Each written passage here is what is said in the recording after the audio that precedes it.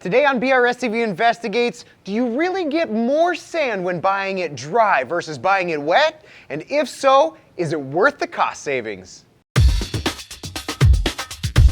Hi, I'm Randy with this Friday's BRStv Investigates, where we put popular reefing gear, theories and methods to the test by experimenting on our own tanks so you don't have to experiment on yours. And in today's experiment, we begin a new testing series that dives into aquarium sand, where we hope to answer questions like, how much sand do you need?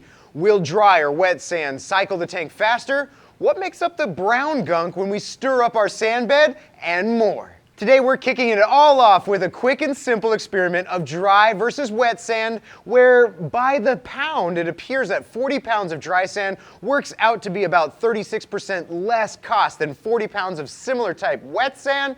But that's dry versus wet and not the whole story. Today we look to answer two questions. First, how much sand do you really get once both dry and wet sand options are damp?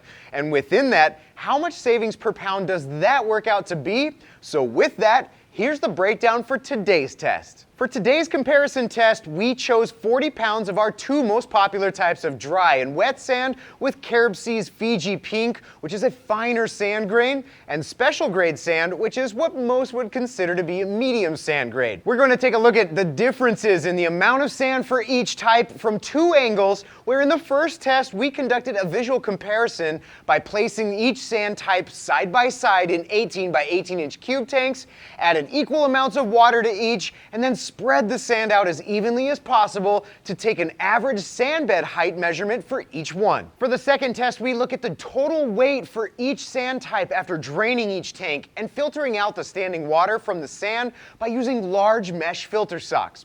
We drained the residual water from each sample until the sand was damp and water stopped flowing from the sock, then weighed each one. I think most of you watching this will likely agree with my hypothesis here that no doubt we'll see more sand per pound in the dry bags versus the wet, but how much exactly should we expect? And then in future tests, what does that mean when choosing the right amount of sand the first time?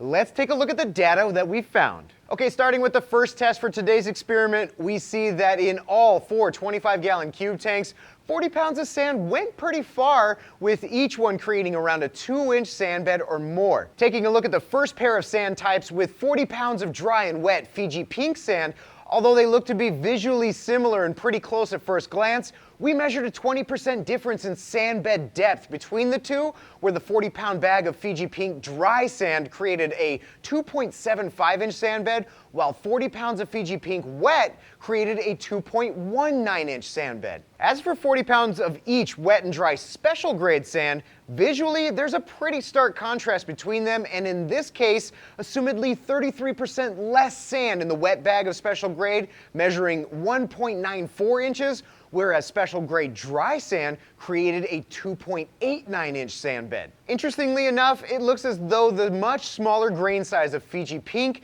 is what allows for more sand grains by volume over special grade to fit in the bag. But let's find out if that same holds true when we drain them and compare their packaged weights to how much they weigh when damp. Starting with the Fiji Pink dry versus wet sand comparison first, again we found the dry bag of sand to have around 20% more weight than the wet sand, where it went from 40.6 pounds in its packaging to 44.54 pounds after being drained and damp. The Fiji Pink wet sand started at 40.8 pounds in two 20-pound packages, but after filtering out the water, wound up losing 5.5 pounds down to 35.33. Moving on to the special grade sand weight test, this time there was only a 23% difference between the two, where dry special grade started at 40.8 and ended at 42.43 pounds. Whereas the wet special grade started at 40.5 pounds packaged and ended at 32.86, so again, about 23% less sand by weight. So how much sand do you really get once both dry and wet sand options are damp? From weight alone and depending on the grain size you choose, in our case here, there's a range of about 5 pounds to almost 10 pounds difference between the dry sand over the wet. What does that mean in terms of savings per pound?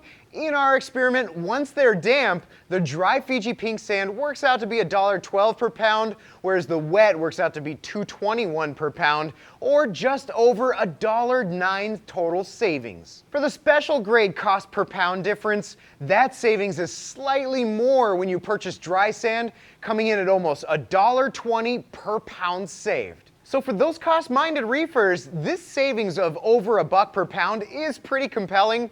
However, for those looking for bacteria-laden sand from the start, that additional cost may not be as much of a concern, especially when it comes to how much you actually need to create a 1 or 2 inch sand bed, which by the time we're done thoroughly testing sand, we'll have that answer and more right over here on this Reef Tank Sand playlist.